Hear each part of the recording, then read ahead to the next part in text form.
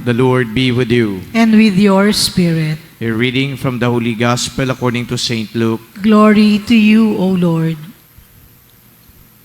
The mother of Jesus and his brothers came to him, but were unable to join him because of the crowd. He was told, "Your mother and your brothers are standing outside, and they wish to see you." He said to them in reply, "My mother and my brothers are those who hear the word of God and act on it." The Gospel of the Lord. Praise to you, Lord Jesus Christ. At the start of the Mass, I mentioned that Padre Pio was known to perform miracles. Or maybe, the accurate way of putting it, Padre Pio was God's instrument in performing miracles. Sapagkat ang gumagawa naman po talaga ng milagro ay ang Diyos. At gumagamit ang Diyos ng mga kasangkapan o instrumento upang ang mga milagrong ito ay makabenepisyo sa mga tao. At ang ultimate na milagro na ginagawa ni Padre Pio, o di kaya ginamit ng Diyos si Padre Pio, ay yung milagro ng pagpapagaling. Ang dami ho na pinagaling ng mga may sakit. Ngunit hindi lamang po ito yung physical na pagkakasakit. Bagkus maganda ding sabihin na si Padre Pio ay naging instrumento ng Diyos upang pagalingin din ang mga kaluluwa ng mga tao. What do you mean by pagalingin ang kaluluwa ng mga tao? We are all afflicted by sin. Padre Pio would stay in the confessional and receive penitence so that he would hear confession and give the penitents absolution. In fact, ang isa sa mga famous na penitents na pumunta, isa sa mga famous sa mga penitents na pumunta kay Padre Pio ay si John Paul II. When John Paul II was based in Rome as a student, he went to San Giovanni Rotondo dahil nga napag-alaman niya at narinig niya yung legend ni Padre Pio na dinadayo nga ng napakaraming mga pilgrims dahil sa kanyang counsel and at the same time sa kanyang spirituality na nababanaag o nakikita ng mga tao. So he was there and made his confession at sinabi doon sa talambuhay ni Padre Pio na isa po ito o siya mismo, si Padre Pio ang nagsabi na balang araw ito daw si John Paul II ay magkakaroon ng malaking responsibilidad sa simbahan. It was a prophetic, these were prophetic words because indeed John Paul II had this big responsibility in the church by leading the Catholic Church as a Pope. But then of course, going back to being miraculous, ang binanggit natin ay pagpapagaling sa pagkakasakit na pisikal at pagpapagaling din sa kaluluwa dahil tayo ay may sakit na dulot ng ating pagkakasala. Padre Pio did not want to be famous, but then fame was actually given to him by the people owing to his spirituality and how he lived his life. Papaano po ba namuhay si Padre Pio? Ganito lang po ang kanyang sinabi, "I just want to be remembered as a simple friar who prays." I will repeat those words. I just want to be remembered as a simple friar who prays. Ibig sabihin, ayaw niya naman nung mga ikinakabit sa kanya na mga pagpupuri o kung ano-ano paman na mga salutations o di kaya magagandang mga pananalita. Gusto lang niya siya ay magdasal at magkaroon ng authentic na ugnayan sa Diyos. Naniniwala si Padre Pio na sa pamamagitan ng pagdarasal, nabubuksan din po natin ang puso ng Diyos. Well, it is as if that the heart of the Lord is closed. No, it is always open. But then yung sinasabi siguro ni Padre Pio na nabubuksan natin ang puso ng Diyos, lalo tayong dinidinig at lalo tayong kinahabagan ng Diyos.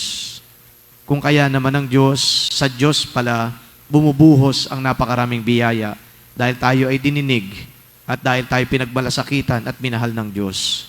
And then Padre Pio also would always had in his heart the plight of the poor. Kaya pong itong si Padre Pio, nagtayo nga din po ng foundation to relieve the sufferings of the people.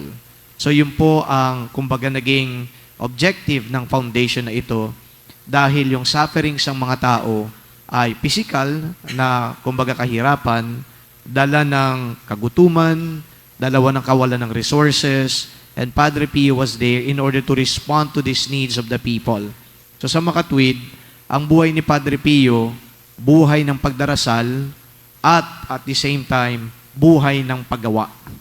Nagdadasal sa Diyos, nagsasabuhay ng kanyang pananampalataya sa pamamagitan po ng pagtulong sa kanyang kapwa. Very famous din yung mga salitang binitawan ni Padre Pio na pray, hope, and don't worry. At yan ang usual na nababasa natin kapag tayo nagsasaliksik tungkol sa kanyang buhay. Kapag kayo ay nagbukas ng inyong Facebook, palagay ko populated yan ng ganung mga pananalita ni Padre Pio, pray, hope, and don't worry. Bakit kanyo ito ay naging very famous word si Padre Pio? Sapagkat ito ay relatable masyado para sa ating lahat. Nang ibig sabihin, marami pong mga bumabagabag sa atin. Marami po na nakapagpapahirap sa atin. Marami na nagdudulot sa atin ng agam-agam. Marami ang nagpapahina ng ating kalooban, maging pananampalataya na rin siguro. Pero yung salita ni Padre Pio, pray, hope, and don't worry, ay akmang-akma at nagbibigay ng inspirasyon. At bakit kaya ito binanggit ni Padre Pio, pray, hope, and don't worry?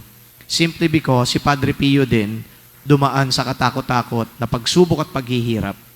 Katulad po natin, he was not spared from challenges and difficulties in life. He was God's instrument of healing, but he himself was afflicted with so many diseases. Nagkaroon siya ng tuberculosis, nagkaroon siya ng mga sugat sa katawan na tinatawag nating stigmata na hindi naman nahihilom. Imagine, kung may sugat ka sa iyong katawan at hindi nahihilom, kung gaano kasakit ang mararamdaman ng isang tao. Yung pong mga diabetic, alam nila yan. Kapag nagkasugat na hindi na nahihilom, hindi lang yan masakit, kundi yan ay isang ordeal na babaunin mo. At yung iba pa nga, dahil sa diabetes, napuputulan ng paa, ng kamay. Pero itong si Padre Pio, tinanggap niya ang lahat ng ito. So these are the sufferings that he endured, and he accepted them all. Kaya yung kanyang words, pray, hope, and don't worry. Ibig sabihin, pinagpapasa Diyos niya ang kanyang pinagdadaanan. Hayaan ng Diyos na tumulong sa kanya at naniniwala siya na hindi siya pababayaan ng Diyos. He was able to bear with all these sufferings, whether physical, spiritual, or even moral, because he believed that the Lord is with him. And indeed, the Lord was with him. Ngunit, darating din ang araw na magwawakas din ang lahat ng kanyang mga pinagdaraanan, only for him to experience at any more pain, but solace in the kingdom of God. So on this day, September 23, 1968, Padre Pio passed on to the next life. Kaya ngayon po, sa araw na ito, tayo gumugunita sa kanyang buhay at wag lang tayong mag-focus sa pagiging instrumento niya ng pagbibigay ng kagalingan sa mga may sakit. Mag-focus po tayo dun sa iba pang aspeto ng kanyang buhay na binanggit ko po sa inyo. Somebody who's courageous, facing the sufferings that come his way, but somebody also who is very spiritual, very religious, by cultivating that deep relationship with God.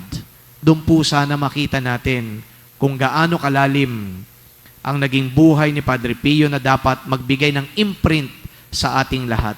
Alam ko po na mas gusto natin yung mga supernatural na mga pangyayari na di umano siya ay, yun nga, nagpapagaling o ginawang instrumento ng pagpapagaling.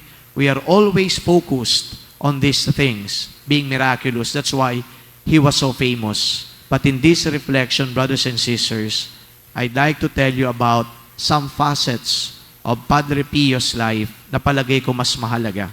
Not only was he an instrument of God's miracles, but Padre Pio should be a model of how it is to relate with the Lord in all authenticity, in all truthfulness, and somebody also who is very much willing to accept whatever it is that befall on him. Kaya nga, sabi niya, ano man daw ang dumating sa kanya, ito ay kanyang tatanggapin. The obedience to the will of God is also very pronounced as we reflect on his life. Today, let us all pray, not only for healing of our physical bodies, but also for our souls.